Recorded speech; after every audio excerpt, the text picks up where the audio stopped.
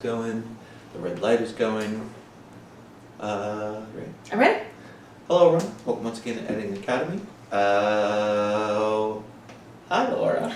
Hi Darryl. What are we here to talk about today? We are here to talk about the movie To Kill a Mockingbird. Which is your number? 5. Nice, little baby clap. Baby clap. Baby clap.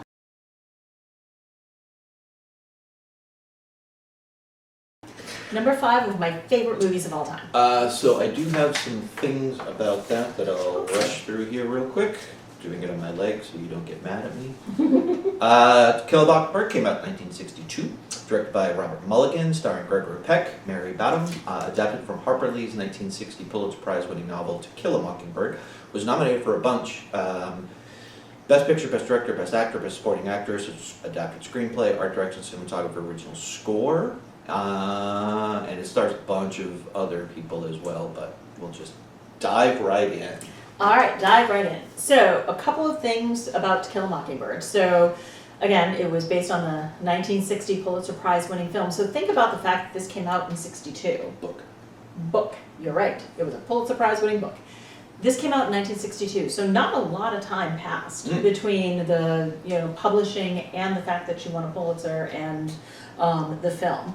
And also, this is the second in a row, last time we talked about Princess Bride, and now we're talking about To Kill a Mockingbird, that I had read the book first, fell in love with the book, and then went to see the film, which I absolutely loved as well, and both the film and the movie of To Kill a Mockingbird to me are completely separate pieces of art that stand on their own. That the film was faithful to the book, and it really was very close to what's in the book, but it also, to me, stands alone as its own piece of art. Did it take any liberties? None that I could find. Okay. I mean, it probably cut some things out for clarity and time, but I don't think that it changed anything major in any of the plot points. There's lots of pieces I love about it. I'm gonna throw out there that, it's a story of a father who is a really good man and adored by his daughter, which is not lost on me. I am total daddy's girl, and, just this strong, upright, moral man raising his kids definitely spoke to me just on an emotional level. But I love the themes and the performances. So it is a morality tale, but it's also a tale of childhood and the innocence that you hold on to, and losing that innocence, and having to see what the world is really like, but trying to hold on to as much of that childhood wonder as you possibly can. For me, it starts with the beginning montage of all of the little kids' things, of the dolls and the jacks and the marbles, and the very childlike music that goes through as the title sequence comes on. And the very first scene is Scout kind of seeing this man who is paying her father in vegetables or nuts or whatever because they don't have any money, and just her complete guilelessness of, she does not know that there is any difference between this man and her father, any social kind of aspect of, one is a lawyer and one is a farmer and can barely make ends meet. Her father has to explain, thank you very much, I know what you're doing, you want me to thank him, and that's lovely, but thanking him embarrasses him. And so he has to explain that there are these differences in the world, and we have to see where people are.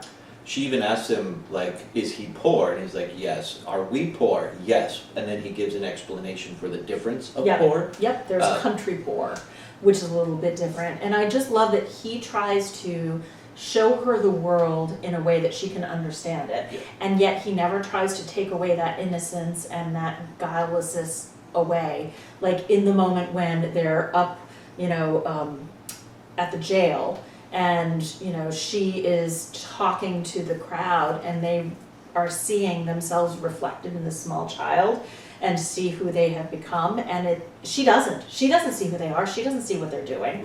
She's just talking to them because they're friends, and hey, I'm friends with your boy Walter, and he's a nice boy, say hey, and they see themselves reflected in the eyes of a child, and it shames them deeply. And I love that moment, and I love how she can turn around the crowd. And also, the best part of that scene to me, and the most painful part of that scene, is you hear Tom whisper, "Are they gone yet?"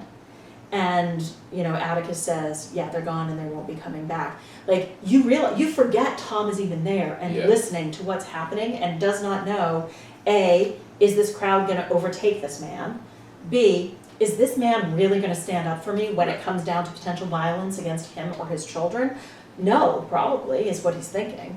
And he realizes he could die that night. And you forget all of that is happening to him because you're seeing it through the eyes of the child. So I think there's just like so much in this movie that is done with so little. I think the scene of Atticus sitting on the porch swing listening to his children talk about their dead mother and what she meant to them and just kind of hearing that. It's all about the eyes of a child that adults are seeing through. One of the things I had forgotten is that is the end to this film, is that it is about the daughter. It is essentially her story that you were witnessing. And it took me a while to get back into that mindset because it does kind of shift so much and it does tackle so much. Yeah. I had remembered, incorrectly obviously, that the main crux of this story was the trial. And that is such a small part of the overall story. Yeah.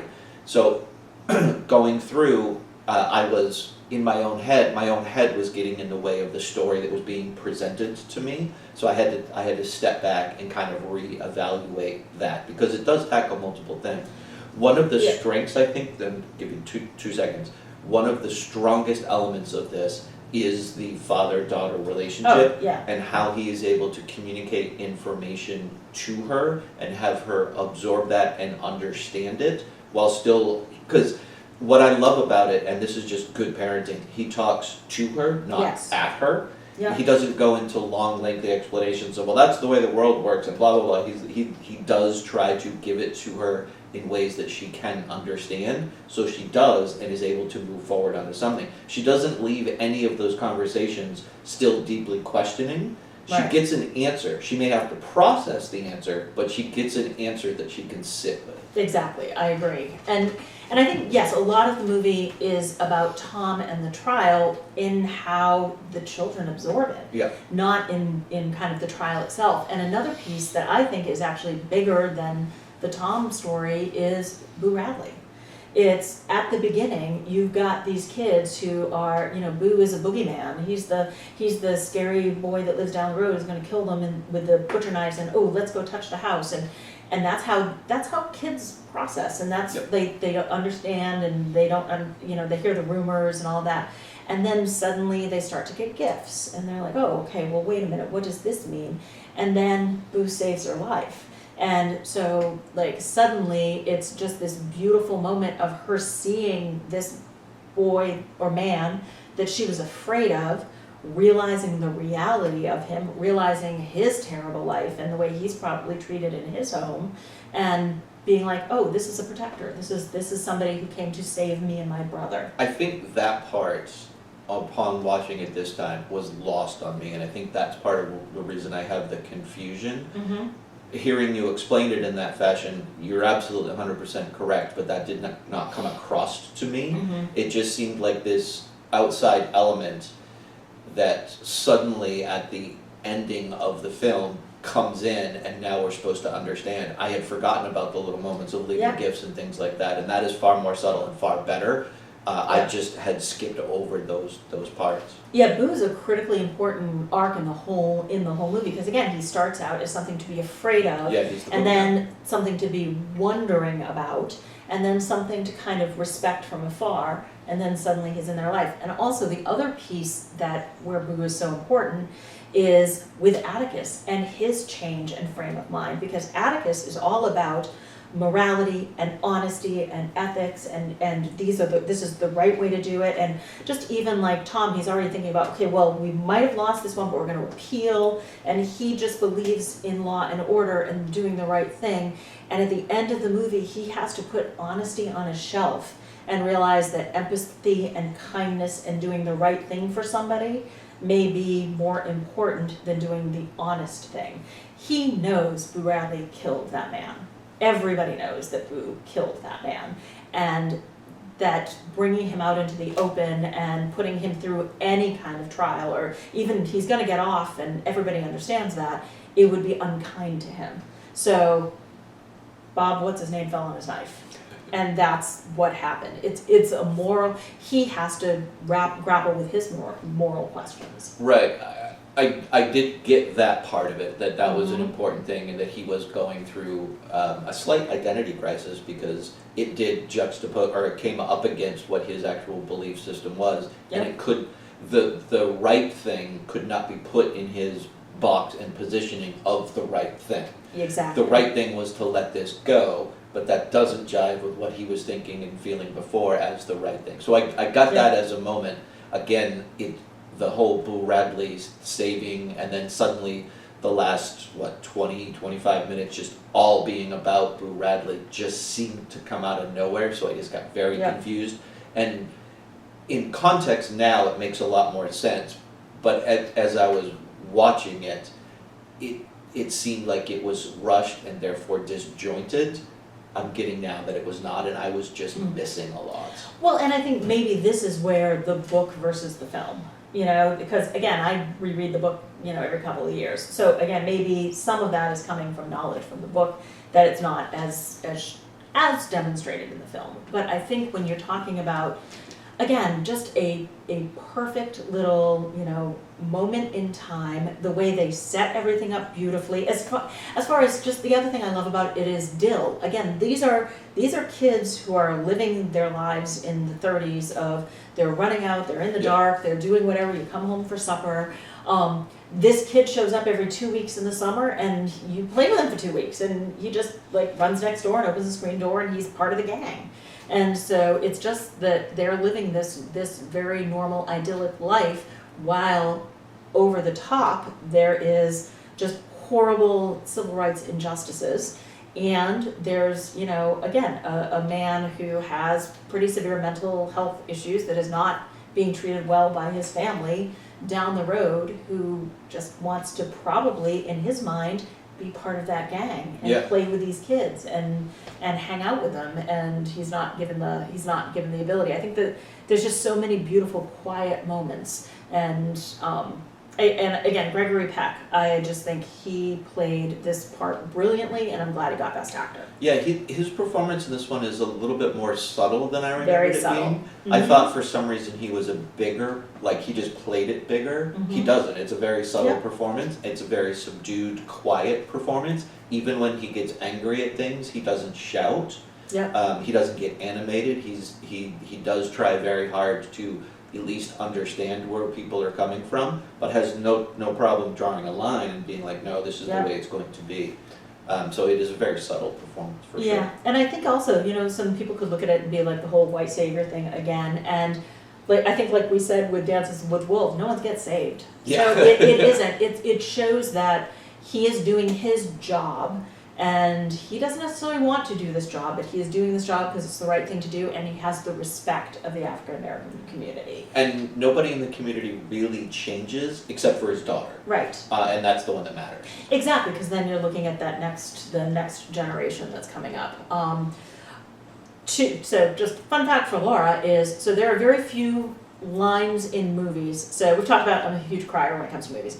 There are lines in movies that you just say a line, I will bust out crying. And 2 of them are in this movie. Oh. One of them is Stand Up, Jean Louise, Your Father's Passing, which just makes me cry. And the other one is Hey Boo. Just like the wind was like, hey Boo, when she sees him and they make that connection for the first time, and you see that just little smile on Robert Duvall's face, because he's standing in the corner terrified that he's going to be taken away to jail, anything like that. And that moment, he realizes he's going to be okay, that this little girl is going to help him the way he helped her. So I just love that. I don't know this. Was this Robert's first role? Yes. Okay. That doesn't surprise me because he's super young. He is super young. And then obviously had a long, illustrious career. He is the only surviving adult cast member from the movie. Really? Yep. Okay. I think Mary Badham is still alive. I don't know about Jem. I think so. Okay. But yeah, and interestingly, from this movie too, Gregory Peck and Brock Peters, who played Tom Robinson, became very close friends to the point that Brock Peters gave the eulogy at Gregory Peck's funeral. Aw, that's So sweet. I love that. I love that. And yeah, so I love the innocence, the childlike wonder, a parent trying his best to parent in a very difficult time of the world, of life, of everything that's going on. And I think it just, every scene does something, and so many things are happening that you don't even pick up on all of them. And that was my problem, is I didn't pick up on a lot of it. Now, having heard you, I'm probably gonna go watch this again and see it for what the film actually is, not what I was projecting onto it. Yep. Because I mean, sometimes you do that. Like you have an impression of Oh, something or a memory of something, so you go in thinking, oh, I remember this. It's all about blah blah blah, Mhm. and then that completely biases you to the film, Right. and then you realize, oh no, I have to take my bias away from this because that's not what this is. The trial itself is a remarkably short amount of time in the It is, movie, yeah. and also I think a lot of people think, well, when that's over, the movie's over. And Yeah. it's like, oh no, something very important happens. Then you have the whole afterwards. Boo Radley part at the end. Exactly, and I loved her dressed as a ham. I thought that was adorable. It's a big paper mache ham. So, I think one of the things that we're both learning from doing this is a well-crafted movie is a well-crafted movie. And by that I mean, it doesn't matter the time period, it doesn't Agreed. matter who it was. Movies are not better now than they were then, like in aggregate I think they Yeah. are. But a good movie from the 30s is still a good movie from the 30s, a good movie from the 50s and 60s is still a good movie from that time period as well. And some of these can very easily get overlooked, which is why I'm very glad that some of yours are older ones, to give them attention again. exactly, and I'm assuming that you know this, but I will say it to the audience in case they don't, that the character of Dill is Truman Capote. Oh, Did you not know that? no. So Harper Lee grew up with Truman Capote, and they Oh. were very good friends, and the character of Dill, and if you look at Dill, he is a baby Truman Capote. And that's who he's supposed to be because, So she was writing Truman Capote as a kid? so she's writing her story. Like, her father was a lawyer who actually defended a black man against a crime that he didn't commit. I don't know if it was rape or what it was, but so like this was actually Harper Lee's story of growing up. Okay. This was a fictionalized version of her life, but she gave Gregory Peck, Harper Lee gave Gregory Peck her father's pocket watch because she's like, you are my dad, like you are my father. So this was all about her life growing up, and Truman Capote came a couple weeks a year and used to go and stayed with his aunt who lived next door to them, and so that's who Dill was. So it was a very, very, closely fictionalized story of her life. Interesting. I didn't So know I'm glad that I shared that. Absolutely. All right, the end. Go watch To Kill a Mockingbird and read it. For God's sake, read it while it's still available in libraries near you. Thank you, everybody. Bye.